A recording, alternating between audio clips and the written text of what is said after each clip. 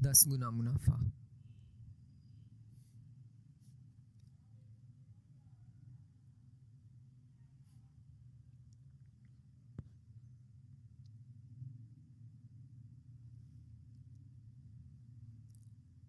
جس زمانے میں حضرت عمر فاروق رضی اللہ عنہ مسلمانوں کے خلیفہ تھے، ایک سال عرب میں بارش بالکل نہ ہوئی اور ملک میں سخت قحط پڑ گیا۔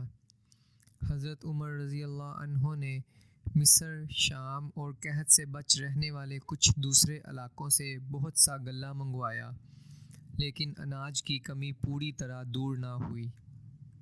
اس کمی کی وجہ سے مدینہ کے لوگ سخت پریشان ہوئے۔ جب ارد گرد کے دیہات سے بھی بہت سے بھوکے لوگ مدینہ آ گئے تو مدینہ والوں کی پریشانی کی انتہا نہ رہی۔ اسی زمانے میں ملک شام سے ایک تجارتی قافلہ مدینہ پہنچا۔ اس قافلے میں اناج سے لدے ہوئے 1000 اونٹ تھے۔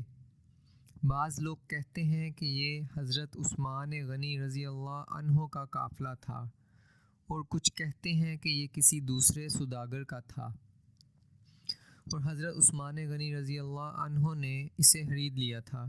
خیر، جیسی بھی صورت ہو، جب لوگوں کو معلوم ہوا کہ حضرت عثمان غنی رضی اللہ عنہ کے پاس غلے سے لدے ہوئے 1000 اونٹ ہیں تو وہ ان کے پاس آئے اور یہ غلہ خریدنا چاہا۔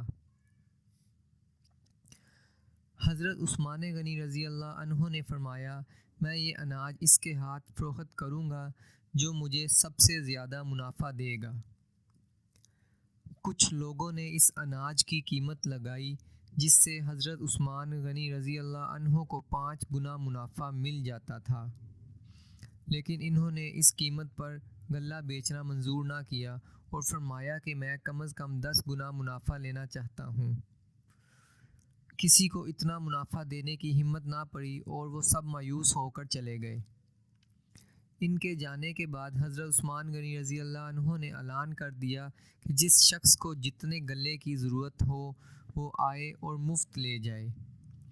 یہ اعلان سنتے ہی حاجت مند لوگوں کا تانتا بندھ گیا اور دیکھتے ہی دیکھتے سارا اناج ختم ہو گیا۔ اب لوگ حضرت عثمان غنی رضی اللہ عنہ کے پاس آئے اور ان سے کہا کہ آپ تو کہتے تھے کہ میں یہ اناج 10 گنا منافع پر بیچوں گا، لیکن اب آپ نے سارا اناج مفت تقسیم کر دیا ہے۔ حضرت عثمان غنی رضی اللہ عنہ نے فرمایا، اللہ تعالیٰ کا وعدہ ہے کہ وہ ایک نیکی کے بدلے میں 10 نیکیوں کا ثواب دے گا، اس لیے میں نے یہ اناج اللہ کے نام پر اس کے حاجت مند بندوں میں تقسیم کر دیا ہے۔ مجھے یقین ہے کہ اللہ تعالیٰ میرے خرچ کیے ہوئے 1 درہم کے بدلے 10 درہم خرچ کرنے کا ثواب دے گا۔